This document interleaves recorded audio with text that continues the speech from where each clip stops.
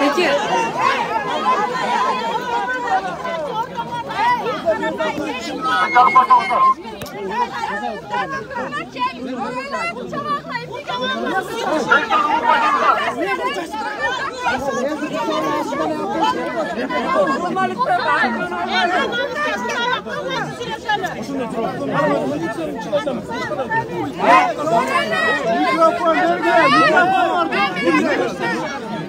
Şöyle, ağay tuğanlar, tek kaçın.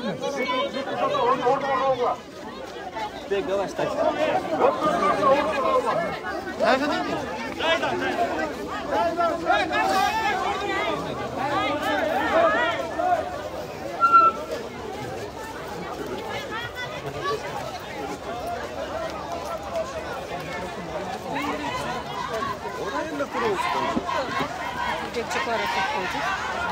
Niye tuşak bunu?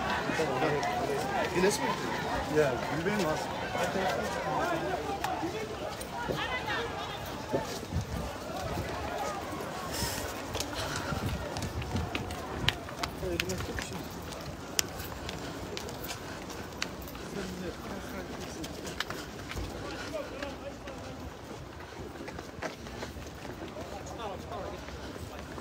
Yolda. Ya bakayım bir arada.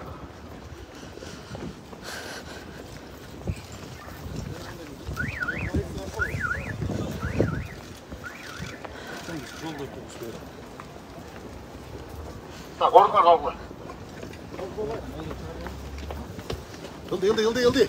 Her durumda. Başlayalım hocam. Görmüyor var. Sürekli var. Sürekli var. Hadi görmüyor var. Elde çıkıyor. Yıldı. Yıldı çık koyacağım da teşekkür. Hoca çık koyacağım da. Koş bakalım.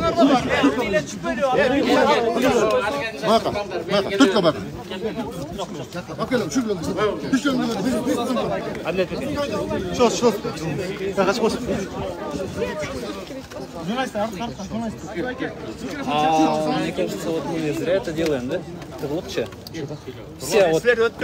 Давайте чуть назад все отодвинемся. Кымбаттуу мекендештер, урматтуу кыргызстандыктар.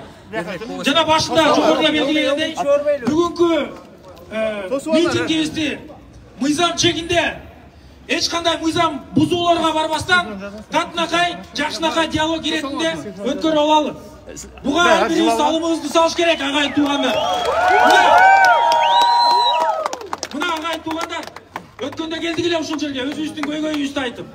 Биздин Акылбек Сөмекович, бизде бир эле маселе бар.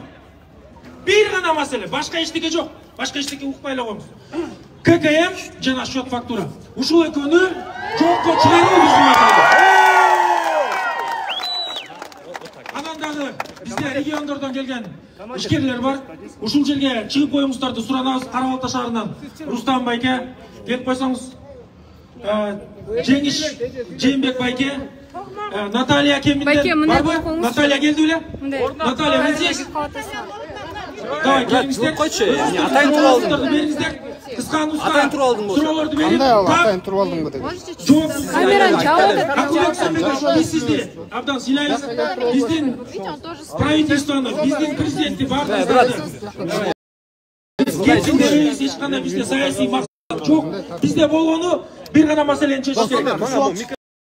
Тынч оокат кылышыбыз керек. Кыргыз элин кече айттыңыздар. Элин кыргыз жеринде кордоңуздар. Не видно, тут вообще не видно. Ушул сөздү президент айтты дедиңиз, туурабы? Ушун үчүн бизди колдоп гана бериңиздер. Бизге эчтеке кереги жок.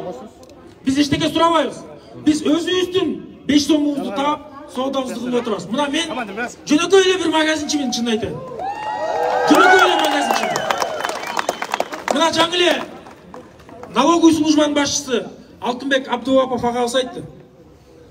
Биз сырттан келаткан таможнядан кирип келатканды ЕАЭСтин алкагында дейт, ЕАЭСтин мыйзамдарына ылайык биз текшерүүгө акыбыз жок дейт. Менде суроо туурду Акылбек Сөмбекович. Мен Чалдабар айылынан болом. Бизде Чалдабарда мына жакында 11-апрелден баштап граница ачылды. Мына мен жөн эле бензин куюп алам, мен контрабандист эмесмин эч ким. Жөн эле бензин куюп алайын десем, 5 саат турам ушу жөнөкөй пассаттын мененчи. Границаны өтө албай нарып. Кайра келатканда деле ошо. Мени 5 саат текшеришет, а эмне үчүн дилеген суроолорду, жана сиз айткан акарачкаларды эмне үчүн текшеришпейт? Вообще көрүнбөйт бул жерде. Сөздү көп, узатпайлы. Суранычыбыз. Бир гана. ККМди алып бериңиз. Счет фактураны жокко чыгарып бериңиз.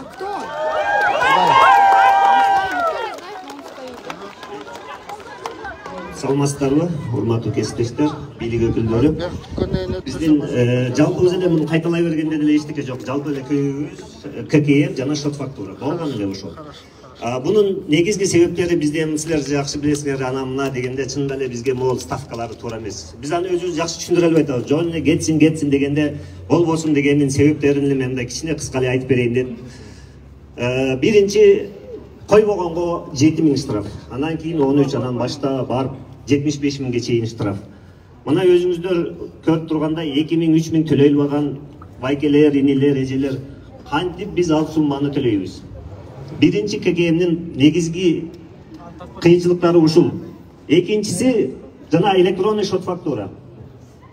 Электронный счет фактураны эми силерге тийишпейби, силерге ал эч кандай кесепети тийбейт деген менен ал деген биз алып аткан товарга сөзсүз деген биздин оборотубузду көрсөтүп атканыбыз. Бул бийлик өкүлдөрү айтып атпайбы? Силер жашырбагыла, силер ачыкка чыгаргыла. Биз ал жерде урдап алган эчтекебиз жок. Ал өзүбүздүн эле окадыбыз, аны жашырбайбыз. Толка ставкалары аябай эле бийик болуп кетти. Эми туура түшүнгөн болсо, ставкага биз чыдабайбыз. Биздин основной ошол счет фактура менен ККМдин негизги бизге туура эмес келген жагдайлар ошол. Анан дагы мында бирде мен эскерик салып кетели, мына кесиптештер баарыңыздар эле уккансыздар. Өткөндө жолукканда аны билбейбиз деп коюшту. Бизге дагы 16 организация текшерет деген. Ал организацияны кимиңиздер билесиздер, кимиңиздер билбейсиздер. Бул деген жөн эле орто жана аз бизнести жөн эле мындай өтүрүп салды деген эмеспи. Анан кийин биздин азыркы дагы кыска айтып кетсем, единый налог менен общий налоговый режим деген бул деген мына чоң гипермаркеттер, супермаркеттердин уровениге чыгарып коюп атышат. Анан эми өзүбүз деле мындай эле байкап көрсөк болот. Биз деген ал чоң маркетке налогуну теңдеп төлөй албайбыз. Эгер төлөй турган болсок, бизге анда эч ким деле кирбей коет. Ошон үчүн кичине ошол жерлерди эске салып койсоңуздар. Чоң маркеттерге ансыз деле өкмөт сахар, май дегенге скидка менен берет. Аны биздин элге, базарларга беришпейт аны. Ушундай эске салып коюп, ушуларга так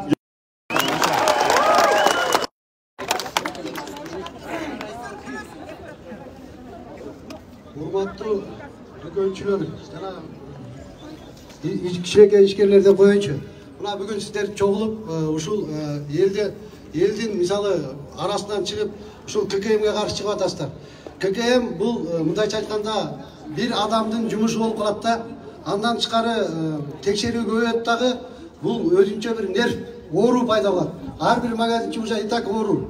20 саат иштейт, 4 эле саат уктайт. Ошол 20 сааттуу иштеп аткан магазинчилер өтө оор. Биз кубандык. Сиз айлыкты мугалимдерге, врачтарга көтөргөндө биз кубандык. Анткени мен мугалимдер үй-бүлөсүнөн чогойгом, мугалимдердин династиясынан чогойгом.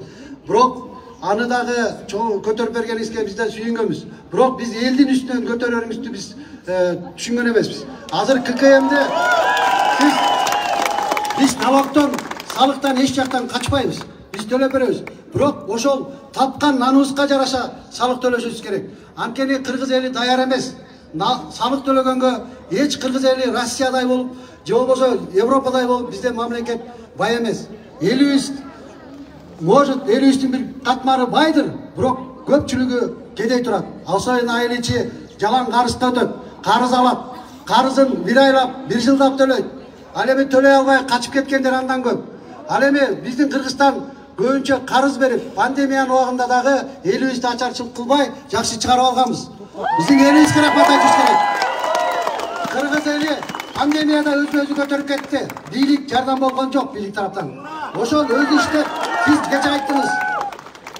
Силерге рахмат дедіңіз. Өзіңіздер жұмыс орнын тауып иштеп атканыңыздарга дедиз. Биз да разыбыз. Биз өзүбүз жұмыс тауып иштеп аткандан кийин бизге ошол биздин ишкерлерге сиз кайра бут тоспой бизге жол көрсөтүңүз. Шамды алып алдыга чыгыңыз. Андан тышкары мына ушунча эл эгерде сиз ушундай налогду көтөрөм десеңиз, ушул налог эсебинен мугалимдерге жана башка госструктуралардын айлыгын көтөрөм десеңиз, мына эл даяр. Бирок тапкан нанына гана жараша көтөрүңүз. Андан көп көтөрбөңүз. Эл көтөрө албайт. Эл араң турат. Ел кымбатчылыктан кымбатчылык. Мына күздө эмне болот биз билбейбиз. Украинада согуш эгин жок. Стратегический запас 4 гана нерсе. Бул эң биринчи буудай. Буудай азыр Украинада жок. Ал эми Россиянын буудайы дүйнөсүнө жетпейт. Кээ бир Африка өлкөлөрүндө ачарчылык күтүлүүдө уже. Биз ошого жол бербешибиз керек. Биз элибиз менен ошол пандемиядан кандай чыксак, ушул кымбатчылыктан да чыгып кеткенге биздин элибиз көнгөн. Анткени эл көп жылдар бою өзүн өзү багып, чет өлкөгө чыгып иштеп, канча бир кулундарыбыз, адамдарыбыз, ишке жараган адамдарыбыз эмгеги менен акчасын таап, бизге жөнөтүп, ушул бийликти элди багып атат, ата-энесин багып акча салып атат. Ошол неченен биздин жолго жүрүп атат. Ошол неченен экономика кичине болсо дагы кыймылдап атат. Ошон үчүн сизден суранарыбыз, элдин мүдөөсүн аткарыңыз. Сиздер келгенде элдин мүдөөсүн аткарабыз. Элге иштейбиз, эл үчүн кызмат кылабыз деп келгенсиңер. Биз сизден суранабыз, силерден суранабыз. Эл үчүн иштеп бергиле. Эл силерге каршы эмес. Эл үчүн иштегиле. Эл силерди көтөрүп алат. Эгер туура иштебесеңер, элге каршы иштесеңер, анда мен айта албайм. Кыргызстандан бир жагын айтып коеюн. Муногу эл бухгалтер эмес, баары жөп-жөнөкөй, Лүбүрөдөн чыккан эл. Булар эсеп кысапты, кылмак турмак, соода кылганына 20 саат иштегенине араң-араң тартып атышат. Өөнүн кредити бар. 70% ушулерде кредит менен отурат. Бирөөлөр арендага алган. Бирөөлөр болсо арендасында олчой төлөгөндөр бар. Буга бер айтып атышат. Эл мына ошол жерде чогулган. 7 дубанын эли келип отурат бул жерге. Баягы көбү келе алган жок. Анткени жол кире деген бар, келип кеткен расход деген бар, бияка жашоо деген бар. Алар келе алган жок. Бул жерге күйүп, эл үчүн күйүп бышкан, өзүнүн эмгегин, өзүнүн жумушун алып калыш үчүн, оокатын сактап калыш үчүн кызыккан гана адамдар келишти бул жерге. Сизден сурагычы, сиз көпчүлүктү байбиченин баласындай, азчылыкты токолдойдун баласындай көрбөңүз. Сизге мына чыгып бергениңизге рахмат. Ушул элге аз болсо да састай жооп бериңиз. Ушул эл сиздерди багат, элди багат. Ел өзү менен өзүн багат. Ошон үчүн элге жакшы салыкты түз бериңиз. Кымбаттуу коллегалар, мына бизге жакынкы аралыктан баштап ККМ менен шот фактура закон кирди. Бирок биз бүгүнгө чейин эч кандай мындай кыйынчылыкты башыбыздан өткөргөн эмеспиз. Биз урматтуу президентти шайлап атканда ушул калың элдин көпчүлүгү ошо кишини ишенип шайлаганбыз. Биз дагы ошо кишиден суранабыз. ККМ киргизип атасыздар. ККМди ыйлап сыктап мына алдык бүгүн. Эртең услугасына 800 сом төлөп атабыз. Интернетине 800 сом төлөп атабыз. Жанагы кагасы да кымбат экен. Буга дагы 1000 сомдон 4000 сомго чейин төлөйбүз. Бул ККМдин өзүнүн келгенден кийин бул минустары. Мынакей, закондун чийкилигин мен ушул жерден жашыпай айтып койгум келет. Эгер бир чыпа-чыпысты баспай кала турган болсоңуз 13.000 сом штраф. Экинчи жолу баспай калсаңыз 23.000 сом штраф. Үчүнчү жолу баштай калсаңыз 70.000 сом штраф. Биз жылаңач алма кезинде чыгып кетишибиз керек. Андан кийин шот фактурага келе турган болсок, шот фактуранын биз азыр эгерде единый налогто отурган болсок, мен өзүм 5% кошом.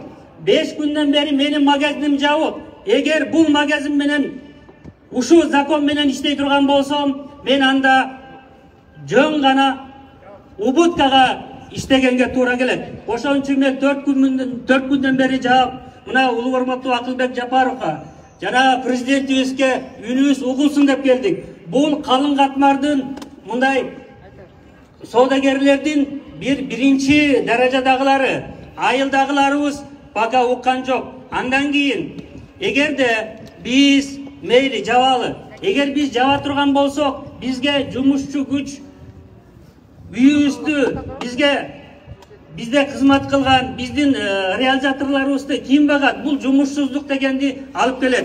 Bardыгы çoң гиперматтерге келет, алардын системасы отурган. Эгерде биздин чоңдорубуз ушул университетти угат деп угам. Эгерде мен жаап коеюн дедим, жаап коюп арендага бере турган болсом, ал жерден мен эгерде ал киши кассовый аппаратты койбой турган болсо, 200 расчетный показатель ал төлөйт экен. Мен 10 миң расчетный показатель төлөйм. Мен бул андан кийин общий режимдин налог с продажадан 2%. Эгерде безналичный болсо 1%. Ошо безналичныйды барабыз дагы кайра банкка жакшылап түшүрөбүз. Ушто алар дагы биздин өзүнүн услугасы менен 0,3%-ин кармап калат. Андан кийин на прибылдан болсо 10%. Ошо мен эми Bilgen nerseni aytayım. Ben düşündüm. Bizdin müdövüz, eğer kolumuzlardan gelse, mınake bizdin müdövüz, kökümenen şok fakturanı çeçmenizler sunanam.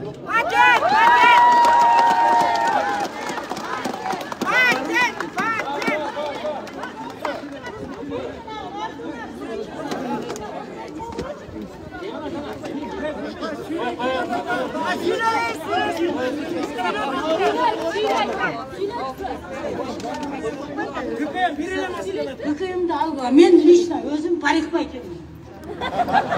Parikmay gittiler. Ne gerek? Aynı da bana kasa aparatı mağa koydunuz.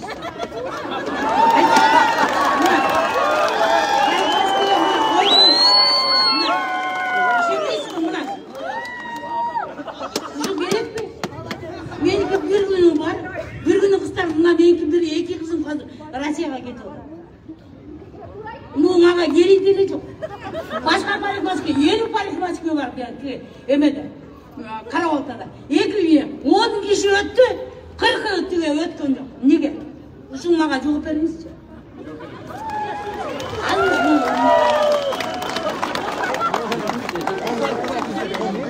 Assalamualaikum Kırmızı Elim. Akılbek Usumbekovич. Ушул 4% боюнча торговля боюнча 4%-ти 1%га чүрүп берсеңиз, общепитти 8%-ти 3%га чүрүп берсеңиз, торговля. Именно средний бизнес, малый бизнеске ККМ менен патент, ККМди алып патент эле калтырып коюңуз. Средний бизнеске 4% өтө нагрузка. Өзүбүз 5% менен иштейбиз. 5%-ын 4%-ын төлөп берсек, 80% прибылин төлөп берет. Тура.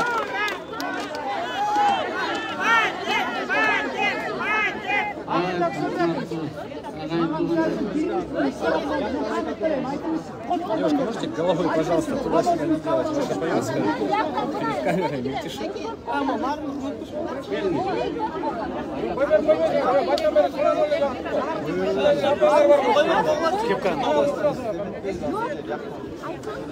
Саламатсыздарбы, туугандар. Бүгүн байке биздин келген себебибиз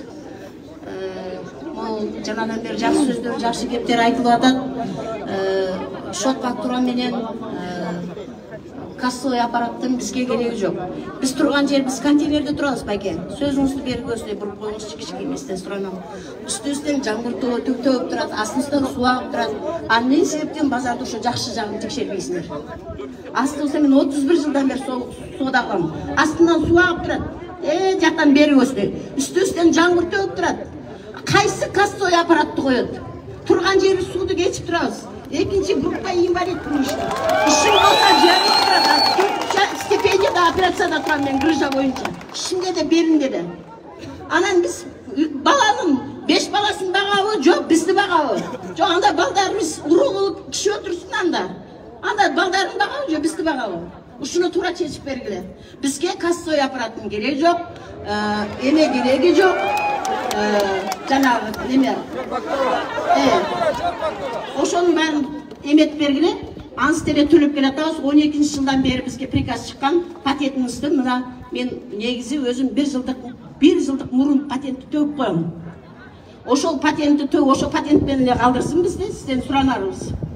Анан келіп тұрып, қычық-мычықта отырса, үсті-үстен, асты-үстен су ағып тұрса, анан келіп тұрып, костой аппарат менен емені қойса, анан қайсыны чечеміз біз?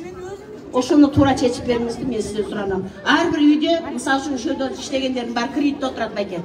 28-25%тен кредит алгандарыбыз бар. Кредитти төлөйбүзбү, жок кассовыйын төлөйбүзбү, жок эмесин төлөйбүзбү, жок балдарды багабызбы, жок балдар бизди багабы, ал 5 баласын багабы, жок бизди багабы. Ушуну тууралап чечип берсеңиздер. Мен сизден суранам. Ушу 31 жылдан бери кызмат кылганда.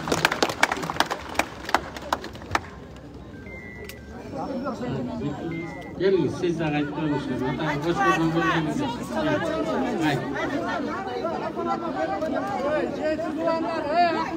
Ben balam 11 yılda kamauga var.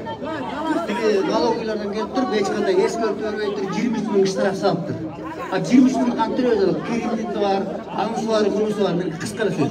Ушуну бир эме кылып бериңизчи, жокко чыгарып бериңизчи. Ассистент суранам. Сизге болчу кире албай жүрөм. Мен 5 000 калган болчу, эрисинен тапты жолот берет сизге.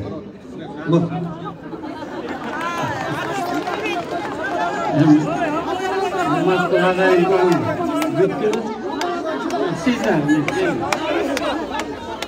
Yürekler kelgenden gelmiş.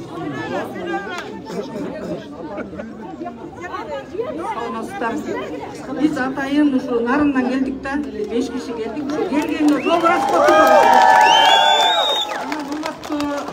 bizim birlik başçıları Urgaptı Akılbek sen de şu narının oynuyorsun. Biz жыргағаныбыздан келген жоқпыз. Мына могу жерде көрүп турасың. Кеңинен көбү аялдар. Мамлекет аялдардын укугун коргош керек. Бизди кордоп атасыңар. Биз мына күндөп түндөп нарынга товар ташыйбыз. Жол тайгакта барабыз. Жаныбызды тиштеп алып тайгакта ошо биз жолубузга акча кошпойбуз. Мына азыр Бишкектен сахар 100 сом экен, нарында 95тен сатып атабыз. Анан кийин эми ушу бизге ККМдин эмне кереги бар? Мисалы үчүн могу биз торговляда иштегендин баары неме торговый институтту бүткөн эмеспиз да. Мен ККМдин басканыңды билбейм. ККМдин бизге кереги жок. Шөп фактураңардын кереги жок. Мына балдарыбыз бүт диплом көтөрүп алып жүрүшөт. Анда орто бизнестин баарын жаап туруп бизге жумуш ордун камсыз кылып берсин, балдарды иштетели.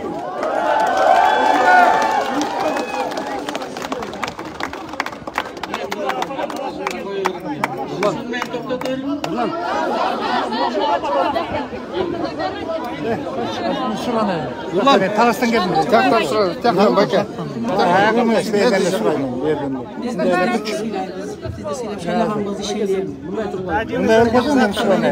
Таластан келдім. Проблема айтпайды. ККМ бойынша базада іштеймін да.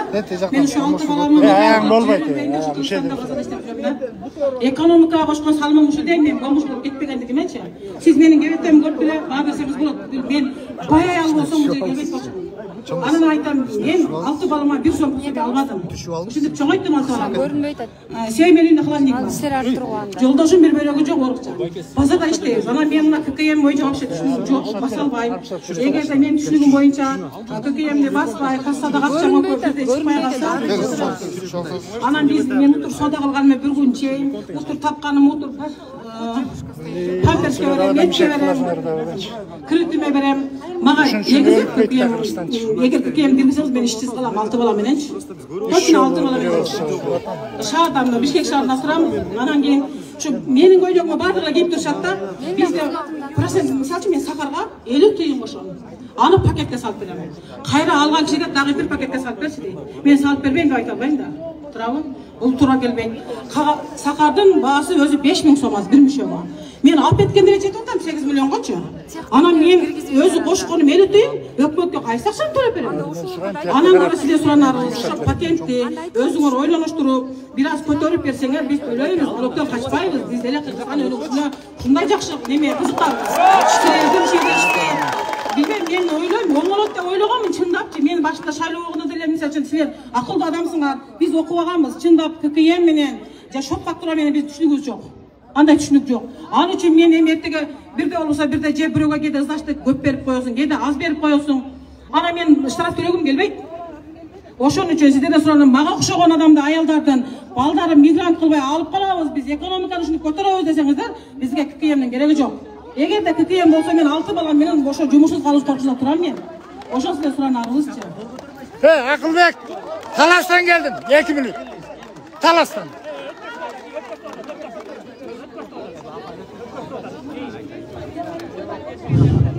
Assalomu alaykum, manastim tuxumdari.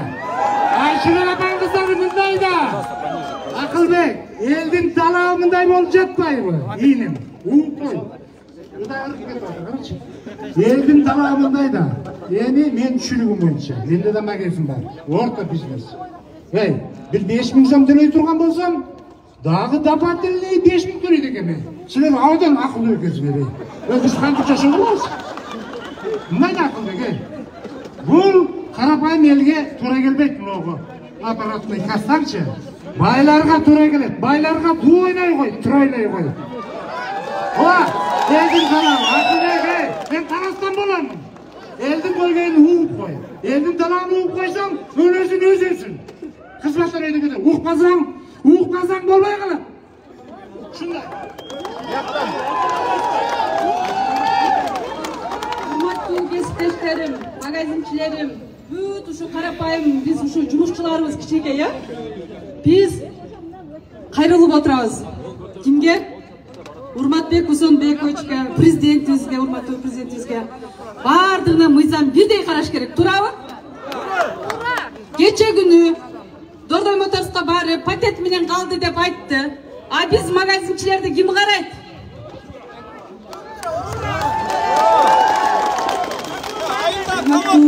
Сизге биз магазинчилердин атынан кайрылабыз. Бизден сизден сураныч, патент менен калтырыңыз. Макул, мамлекетибиз өнүгөт. Bir 5 жыл күтүңүз, 6 жыл күтүңүз, шок факторду да жок кылыңыз, сизден ушуну суранабыз. Биз канча жылдан бери, канча күндөн бери, канча жумадан бери ушул 13-күндү күтүп отурабыз. Туурабы элдер? Келбей калгандар биз барбайбыз, биздин атыбыздан айткыла деп бүт бары группадан жазып атышат. Туурабы? Телеграмдан 2000 киши жазып атат. Biz ККМ менен патент менен хотя бы 5 жыл иштеп турайлычы деп сурап атышат. Биз кыйналып атабыз өзү. И так эле пандемиядан арам зорго чыктык деди. Туурабы? Пандемиядан арам зорго чыктык. Эми өнүгүп, эми жумушубуз бутубузга турган атканда мынтип ККМ кече күнү мына төлөп келдиңер, штрафыңарды 13 миңден төлөп келдиңер. Туурабы? Группага жөнөттүңөр бүт барыңар. Бишкек уйдут, весь Кыргызстан. Окей? 13 миңден 26 миң, 46 миң мен өзүмө штраф салган, туурабы? Атайын препятствует съемке можно. Ошон үчүн сизден ККМ жоюп коюңуз. Бизди дагы патент менен калтырыңыз. Дордой Моторсду калтыргандай эле бизди дагы патент менен калтырышыңызды суранабыз.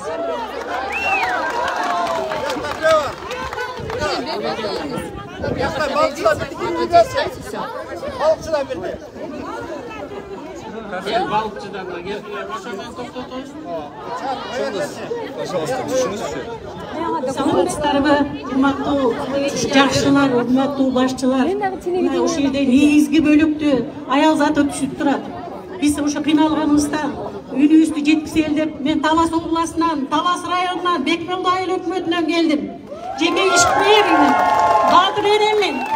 Анан урматтуу башчылар, ошо сиздердин салган жанагы ККМбе кассовый аппаратыңар ушунча элди, ушунча энени кыйнап алдыңыздарга келип отурабыз. Биз ошого каршыбыз. Бизге бир жакшы патентибиз менен калтырууңузду сизден энелердин атынан суранып кетем.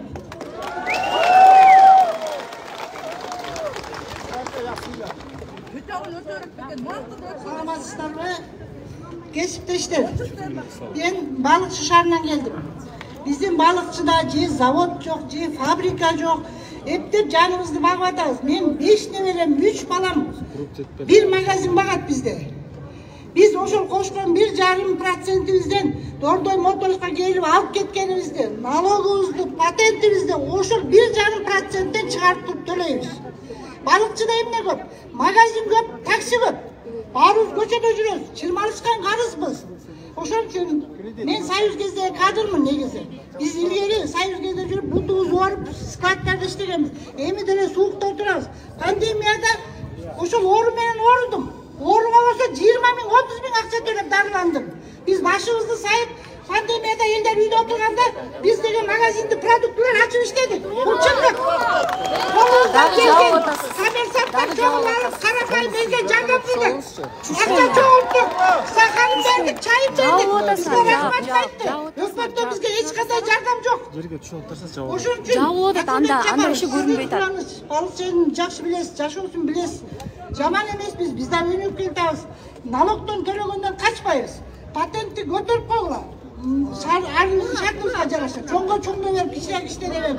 Пожалуйста, төлөйбүз. Мына мен көчө кассовый аппаратты бир жума жазып алып жаттаптым, мондай үйлөндүм. Ошондо эле көчө 200 деп басып аттым. Өчүгөндү үйдөн жайдым. Айлам келип 2 сом деп басып койдум. Ошондо. Чындык. Аны билбейт экенбиз. Ошон үчүн кечирмеңиздер, сиздин жөнү.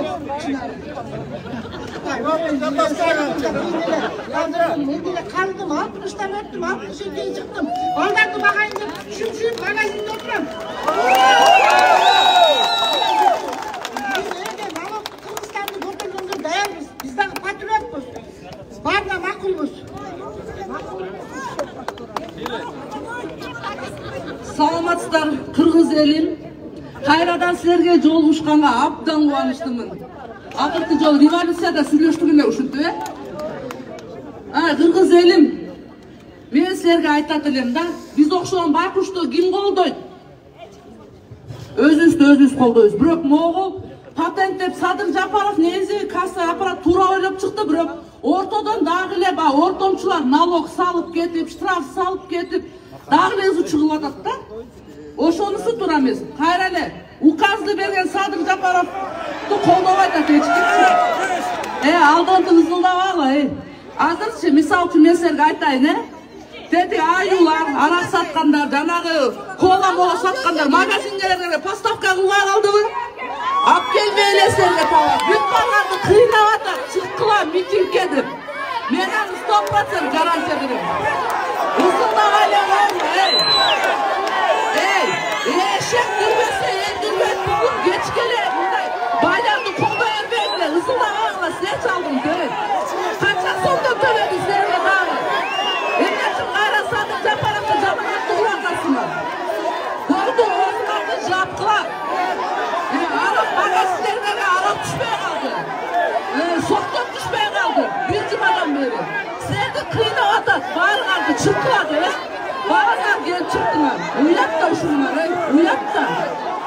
Жаман буякта туура эмес жүргөн адамдар чыгапсыңар. Мен силерге айтайын да.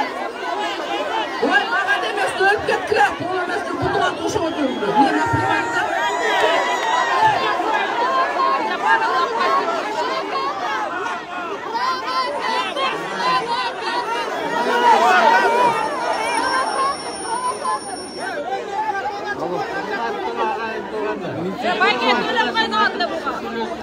Кайраны бир нерсени айтып атпайбызбы? Барбыз аны. Кел айтайын.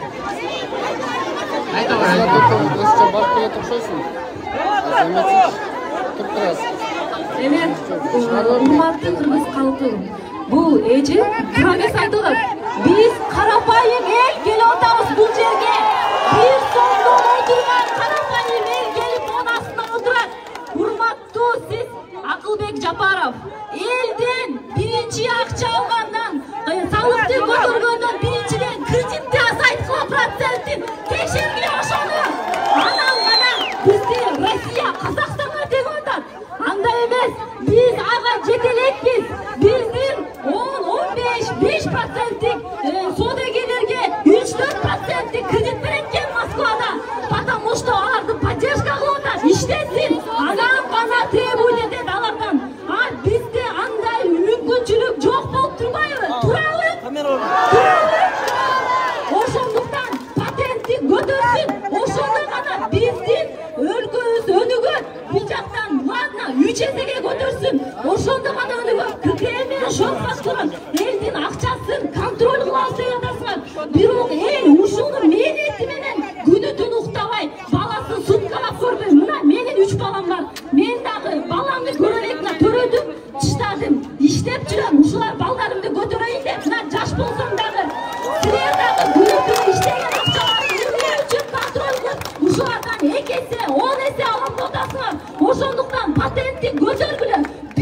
шок фактура менен патентти алгыла, анан процентти жана банктардын процентин текшергиле, ошону түшүрсүн, бардыгына бирдей процент болсун, соодагерлерге мүмкүнчүлүгүн берсин, какой-то бизнес кылганга.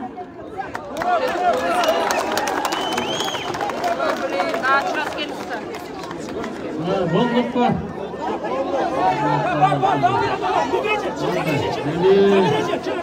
Эми тынчтаныңыздар.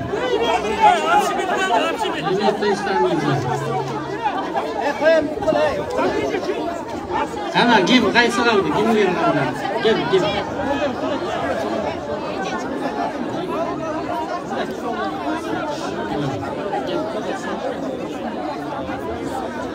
Здравствуйте, уважаемая аудитория. Здравствуйте, уважаемый президиум.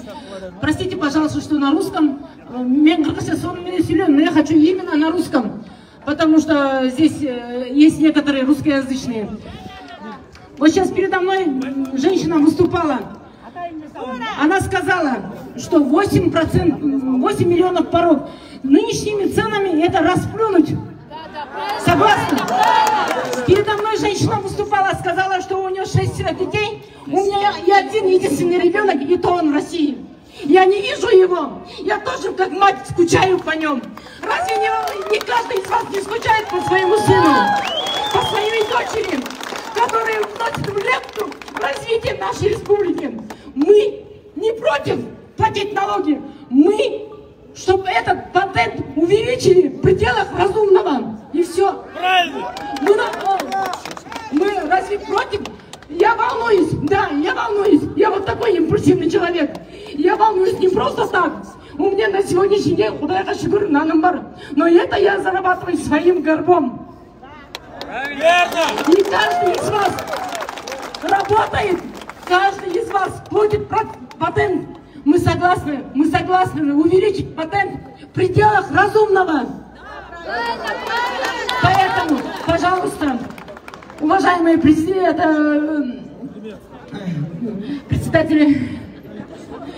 уважаемый председатель Кабинета министров, мы к вам пришли не с протянутой рукой, а мы к вам пришли с огромной просьбой, чтобы вы нам облегчили труд. Вот сейчас передо мной выступала женщина, она сказала, у меня нет образования. У меня есть образование, у меня есть высшее образование. Но тем не менее, каждый, кто живет в Карабатах, знает, что я тоже так же хожу с разносом и раздаю людям пищу, чтобы заработать бюджет, свой семейный бюджет, как будто копейку. От моего семейного бюджета зависит бюджет республики. Также, поэтому, если хорошо живет население и хорошо это государство, поэтому просим на сегодняшний день отменить ККМ и отменить счет-фактуру. Если вы хотите проверить поставщиков, производителей, это ваше право, но не надо на нас отыгрываться. Пожалуйста, огромная просьба. У меня все. Так, наверное, пришло время подводить итоги. Браво!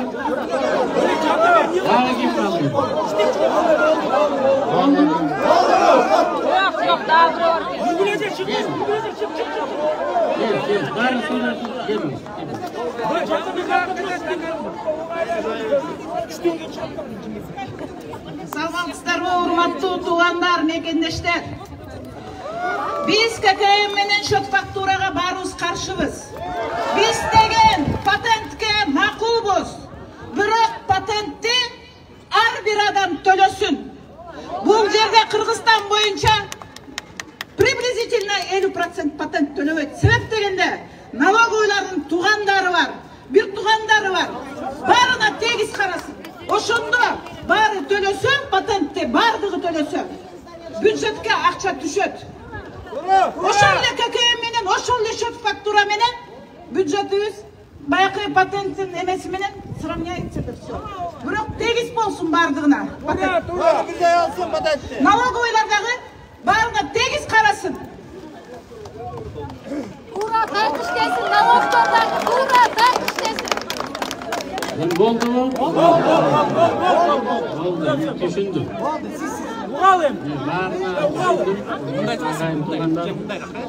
Бұл жерден айтып қалдыңар, байбиче, тоқолды, бір еле байбичем бар, біреуні жақсы көріп, біреуні жаман көрмейсіңерді. Барымыз мына билік болғандайын, биліктің бұлағы ер болғандайын, барыңарды теңеле қарайлы деп атабыз. Мына оң жағыңарда митинг жүріп атады инвалидтер. Алар келіп үй құрып берді. Баян кекесі көтерген пособияңар аз дейді. Аны да көтеріп бергіледі. Мына бір нәрсеге сіздер менен мақұлдашты. Азыр патентті төлейіш деп атасыңыз, тұра? Разумлық пределах төлейім деп атасыңыз. Мына араңардан орып комитет түскілі. Bir 10 gün menimden çok işlesin. Beni bilesiniz, ben işley veririm. Ruşka, karandaş, kalkülatör alalım. Buna bu kep kaçan denimden atım bilmeye alıp durun. Ben hazır varam senin magazininde. Ne şimdi bir cuma cevap program. Makul mu? Hazır. Maşıya oturup alıp vararız. Ben barıp her birin erdiki menen teng salmakta barın görüyorum. Buna bir yerde ayıp etken çınarı en tur ayıp otur. Barın ireti menen, ordu menen yaşaylıdır, hurmatlı oturganlar. Baylardan alğanға салықты бұқсат бересіңер ме? Бересіңер ме? Берсеңер, анда сіздер патент менен іштегенге шарт түскенде мен ойлаштырып, қараштырайын. Бұл бірінші, ұғыңыз сарайым. Мен сіздерді ұқпадым. Шөт фактураны сіздер кімне керегі бар? Мен шөт фактураны производительдерден сұрап отыр. Егерде арақ завод 12 фура машинаны шығарып, маға бір фуранықын көрсетіп қойып атса, менім не қылам? Маға сілер жардам бергілі. Сілер менден жардам бергілі. Мен аларды текшертіп атам. Азыр барын орнына қойауыз, урматтуу коллегалар. Урматтуу кыргыз эли. Таможняны да реттеп атабыз. Налоговыйын да реттеп атабыз. Азыр Кока-коласын да реттейбиз, шоросын да реттейбиз. Производительдердің барын реттейбиз. Шот фактура ошолордо. Ошолор доказывать етіп беріш керек. Товар тура екенін, таза екенін. Ичте балдар кийин оорубай турганын. Мына пандемия убагында антибиотиктер такыр иштеген жок. Ошонун күнөөсү эмне болду? Просроченный товарлар. Технологияны колдонбогондуку. Мына ошон үчүн биз производительдердин баарын азыр контролду киргизип атабыз. Именно ошолор силерге бериш керек. Электрон шот фактура өзүнчө. Бул байлардыкы. Bir vagon alып келди, түнү менен разгружать этип таратып ийет дагы, Акылбек Үсөнбекович мен эчтеке алып келген жокмун дейт. Мен буга дагы жетем, Кудай буйрса. Мына 17-синде Ленинградка учуп баратам. Россиядан бизге жиберген товарлардын көлөмүн, алардын баарынан шот фактуралардын баарын алып келем. Кимиси алып келип атканын көрөм. Аларды дагы байкайбыз. Бирок сиздер да мага жардам бериңиздер. Биз ошол эки орто катмардан өйдө бутуна туруп калгандар, биздин конституцияны сыйлап, биздин жарандар болсо, алар төлөсүн деп атабыз. Мына ошерекилерден эле салык алат. Жаңы салык эчтеке киргизген жерибиз жок, урматтуу агайын туугандар.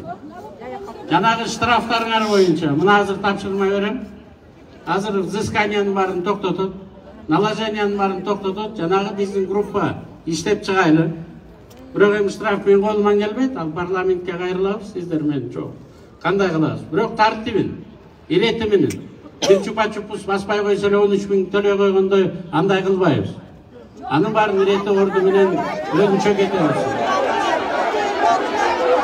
Мени штраф жөнүндө айтып атам мен. Штрафты мындан ары сиздер мага кандай кылып жардам бересиздер? Кимдин магазинден аренда алып атасыңар. Мен ошо арендатордон ошого сиз төлөп аткан арендадан акчасын алам. Мен силерден албай эле коеюн деп атам. Мына контейнерлерден кимден алып, ошолордон алабыз. Сиздер менен сүйлөшпөдүкпү? Эми өлкө болгондон кийин биздин чек ара бар, жетим жесирлер бар, 300 миңге жакын үй бүлө бар, 720 миң киши пенсионерибиз бар. Ошолордун баарын бүт өлкөлөрдүн баары ушу салыктын эсебинен эле төлөйт. Бирок биз бул салыкты силердин катмарыңардан, мына көчөдө азыр келгениңердин баарында балким бирден кичинекей комок барды. Балким кичинекей магазин барды. Чоң магазиндердин баарын ретке келтиребиз. Чоң магазиндердин баарында ККМ иштейт.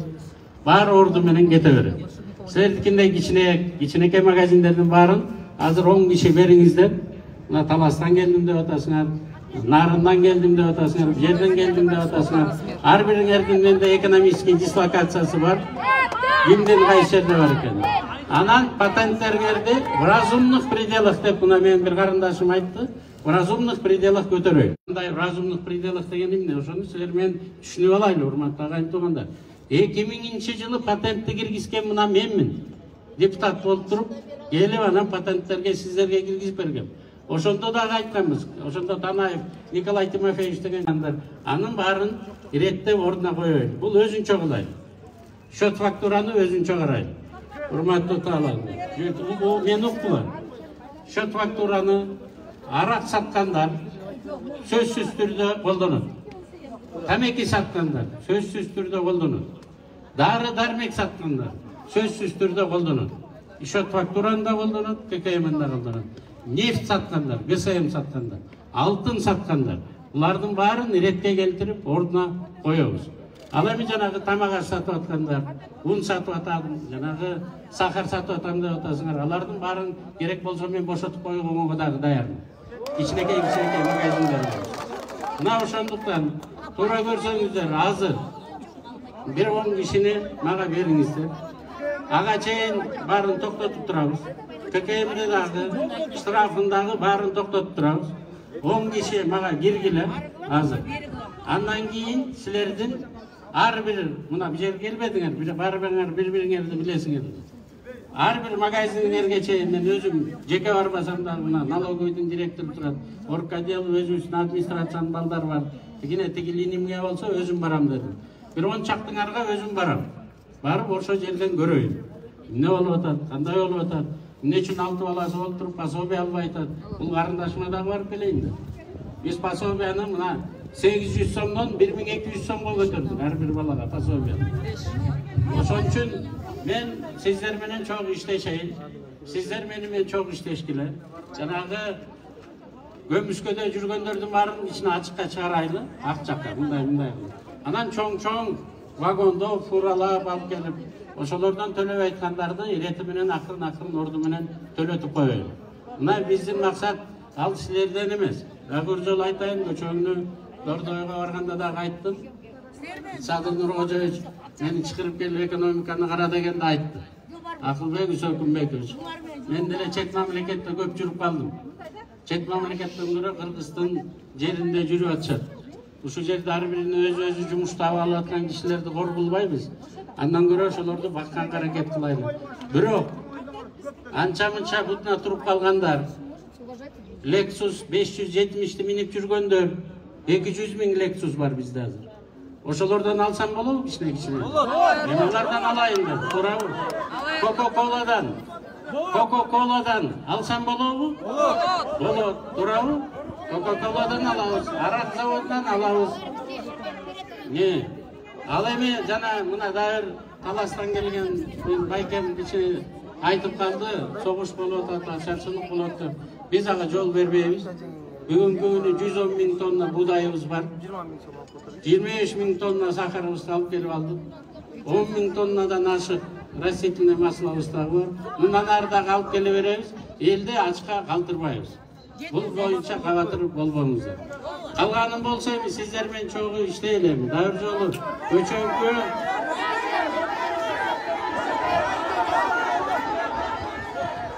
мен дагы бир жолу айтайын. Мен ККМга каршы экениңерди түшүндүм. 10 күнгө мораторий жарыялап атабыз. 10 күндүн ичинде в разумных пределах патенттериңерди карайбыз.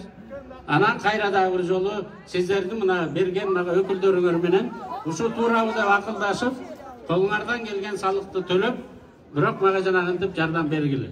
Ким каяктан эмне кылып алып келип атат? Жардам бересизби? Болду, жардам берем. Мен жардам берем. Сүйлөштүкпү?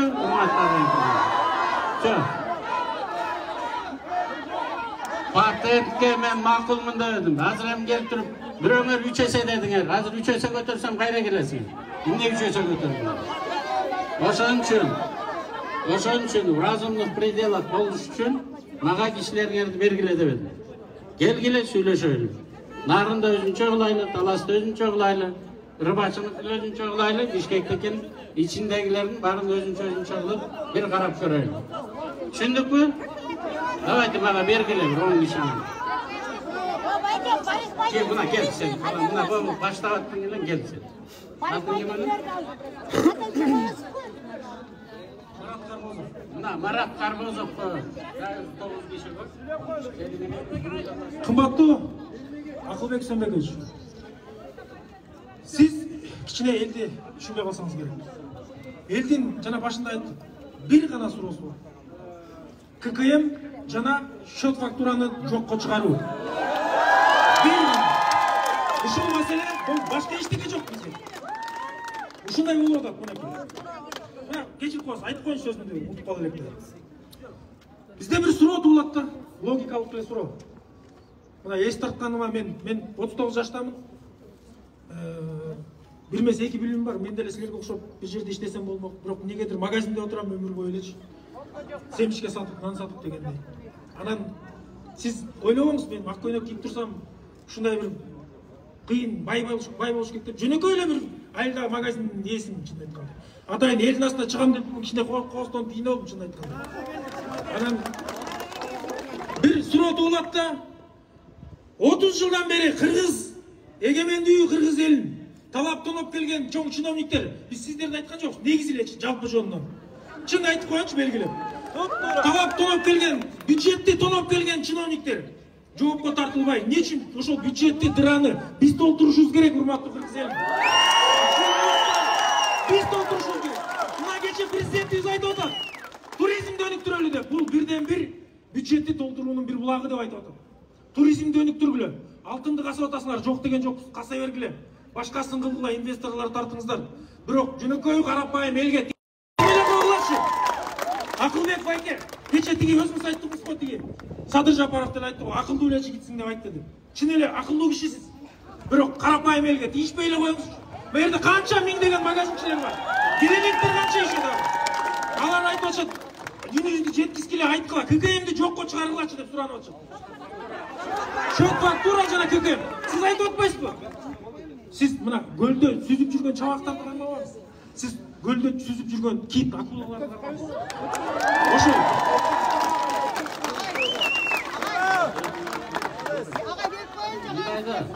Урматтуу агайын туугандар, бериңиз. Дагы бир жолу айтпадым. ККМиңерди түшүндүм. Патент менен иштеш үчүн киши бересиңерби, же өзүм эле көтөрүп коем? Киши бербесеңер өзүм эле көтөрүп коем. Берсеңер бергиле азыр 10 киши. Бул биринчиси. Счет фактура дегенде завод жазып берет. Аптабик вагон менен алып келгендер жазып берет. Мелкий магазиндерге мунун тиешеси жок. Алар товарды силерге алып келгенде, бул уурдалган товар эмес. Бул Кыргыз мамлекетине киргенде чегарада салыгы төлөнгөн, таза, сата бергиле дегендин справкасы болот. Ошон үчүн сиздер бирөө менен бирөөнү аралаштырбагыла. Дагы бир жолу суранам, урматтуу агайын туугандар. Бүт салык кодексинин баарын жерден сиздердин астыңыздарда туруп алып, мен өзгөртө албайм. Закондордун баарын өзгөртө албайм. Мыйзам деген бар. Мен колуман келгенин айтпадым да. Штрафты токтото турабыз. ККМди токтоттук. Азыр мына 10 күн силер менен чогуу түшүрөлү дагы патентти ар бир магазинге чейин өзүм кирип чыгып, сүрөткө тартып, баарын көрүп туруп, баасын бычып туруп, мындан ары мына момундай иштейсиңер деп чечимге бүтүнгө келейин деп атам. Мына 10 кишини бериңиздер, кечирип коюңуздар, мен эртең менен 10 деле силерди күткөм. Анан 11де тиги орустардын чоң бизнес форуму келген экен, ага бардым катышып. Азыр мына 1де немистер келген, аларга барышым керек да. 10 кишини бериңиздер. Мына бу жакта Байкем жардам берем деп атат. Келгиле, мына Байкем жардам берем деди. 10 киши келгиле, сиздер менен сүйлөшүп, андан кийин калганын баарын айтабыз. Түшүндүкпү бири-бирибизди? Да. Нерсени сүйлөп коюн, 1 мүнөттүк берчи. Келиңиз. Болду, ушу менен эми сиз жардам берем деп атасыз. Урматтуу туугандар, мен жана уламлам ким Акылбек, эми инимсиң, кичүүсүң, Акылбек деп коет. Улам жаңгыз жетишпей атам, жардам бергиле деген жөнүндө айта кетейин деп атам да. Бул 30 канча жылдан бери келаткан проблема да, кадровый проблема. Бул биздин конституцияда мамлекет чынчыл, адилеттүү, патриот, эмгекчил адамды колдойт дебесе, кимдер орношот? Диплому фальшивый диплом менен, кошоматчы, эки жүздүүлөр. Алар деген эме барып туруп өкмөткө төкпөй атасың, таможняны армалып, сен өкмөткө төк демек беле. Жок, кел бөлүшүп алалы дейт. Антет, мынтет, чөнтөк, эртең дагы бир Lexus алыш керек, турабы? Турабы? Аслында барбы ошондой? 2-3 Lexus барбы, үй барбы? Эртең окат кылып атабыз, турабы? Сиздер чоң рахмат, ошолорду кармай ұстатамыз, біз жардамдашабыз. Жардамдашабыз. Эмете эле чындап ошол адилеттүү, чынчыл, таза адамдардын мен 2 дипломум бар. Кой жайып жүрөм. Анткени мен кереги жокмун. Жана фальшивый дипломдор менен алар кошоматчы, аябай гибкий. Ошону карайлы, жакшы карайлы. Турабы? Урматтуу агайын туугандар, фальшивый диплом менен депутаттар да кетип атат. Губернатордун замдары, акимдери дагы, министрликтерден дагы бүт фальшивый кимдин диплому болсо, баарын жумуштан кетирип атабыз. Алар дагы патент менен иштеп көрсүн деп атабыз. Баарын кетирип атабыз, аны колдойт деп атабыз. Анан мына 7 миллиард 600 миллион сом былтыр ошону куздурдук баарынан. Жанагы Lexus менен чоң катышып баарын берип атат. Баарыбыз бириге турган болсок, коррупционерлерин дагы жеңебиз. Майып сайыптарга, инвалидтерге дагы жардам беребиз. Мынайым азыр 10 киши даярданып алып келиңиздер, мен сиздер менен чогуу анан иштегенге даярмын. Сүйлөштүк урматтуу келиңер. Давайте. Хорошо, мына Наталья да атабыз, Наталья кошулсун, сиз кошулуңуз. Мына байкем 10 киши кошулду азыр. Жазып, балдар. Жазып туруп анан менин кабинетиме алып келгиле. Рахмат баарыңарга.